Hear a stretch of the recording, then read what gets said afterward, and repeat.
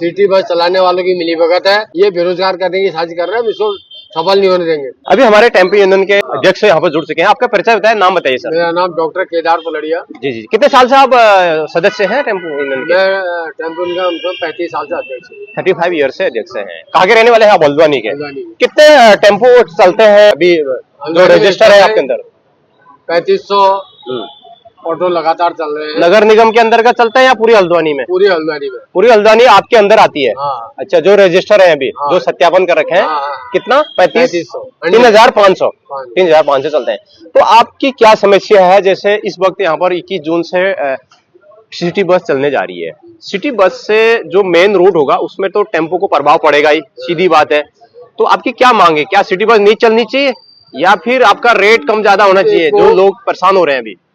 हमारी मांग ये है कि जो मेन रोडें हैं, मेन जहाँ जहाँ ऑटो चलते हैं, अस्पताल है, जरूरी सुविधाओं वाली जगह है, वहाँ तो सिटी बस जाएगी नहीं। ऐसी जगह में ऑटो ही जनता का विकल्प है।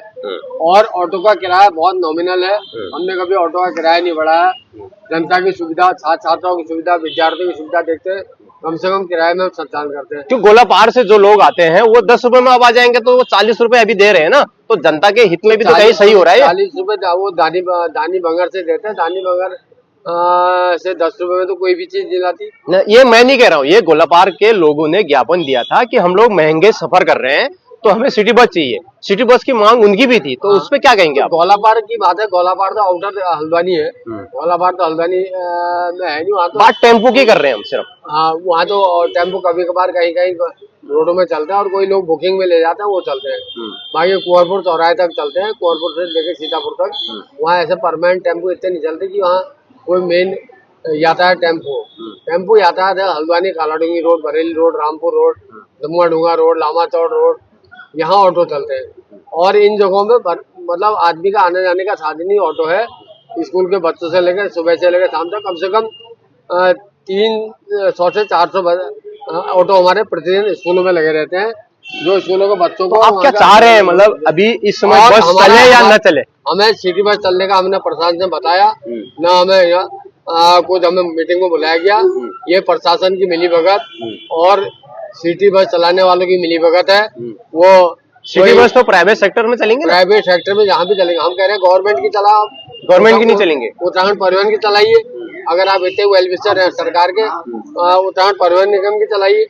ये सब वाले चलाने वाले हैं, जो यहाँ के धनाढ्य लोग अपनी बसें लाएंगे, वो चलाएंगे, वो करेंगे। और हम गरीब लोगों को ये बेरोजगार करने की साजिश कर रहे हैं, इसको सफल नहीं होने देंगे। तो क्या आप सिटी बस नहीं चलने देंगे? हाँ, हम बहुत जल्दी इसके लिए हड़ताल करेंगे या और भी जो आंदोलन होंगे वो हम करेंगे। और भी जहाँ तक हो हम इनकी लड़ाई लड़ेंगे।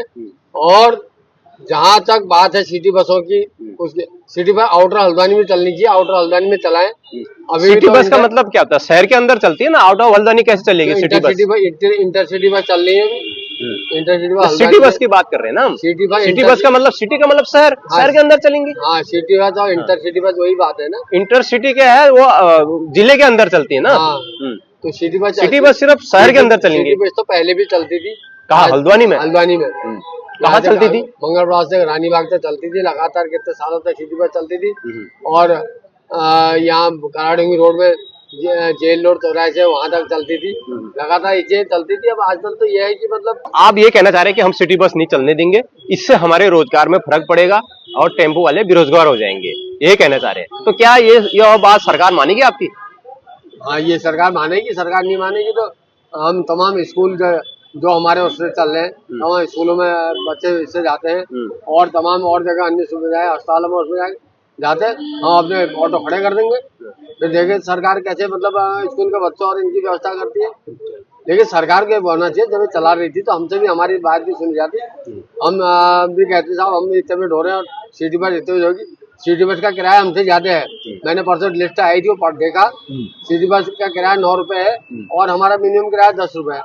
9 रुपए से कम में उनका भी कोई किराया नहीं है। तो जनता क्या 1 रुपये वापस करेंगे ना करेंगे, बात की बात है। तो हम तो और सस्ते में चलाएंगे। अच्छा, सिटी बस अगर 9 में चलेगी, हम 5 में सवारी ले जाएंगे। हमें जनता की सुविधा हम आप भी कंपटीशन करेंगे बस और टेम्पो से? हाँ, बस और टेम्पो से कंपटीशन करेंगे। किराया कम कर देंगे? किराया कम कर देंगे। तो क्या आपको किराया कम में पड़ेगा? क्या आपको बेनिफिट होगा? आप कम किराया करेंगे जहाँ 10 की जगह 5? बेनिफिट नहीं होगा।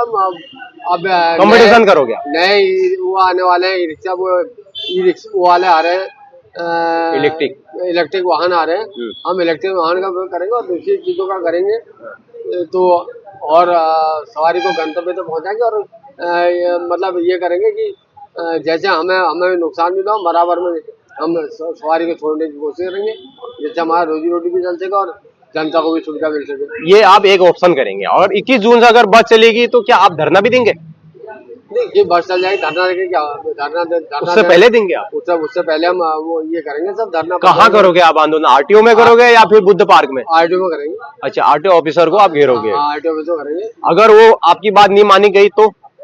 नहीं मानी गई तो फिर तो वही हमने बता दें कि हम आधा आधा करोगे, आप कंपटीशन में उतर जाओगे? कंपटीशन में उतर जाएंगे, हम कंपटीशन में उतर जाएंगे। लेकिन इन धनाढ़ लोगों की और तथाकथित पूंजीपतियों के ऐसे सरकारी उसको हम नहीं चलने देंगे कि गरीब आदमी का शोषण करे, गरीब टेम्पो वालों का पेट काट के उनके बच्चों का अनाथालय में भेज दे। इस टाइप की सरकार की मंशा को सफल नहीं होने देंगे। धन्यवाद सर बात करने के लिए।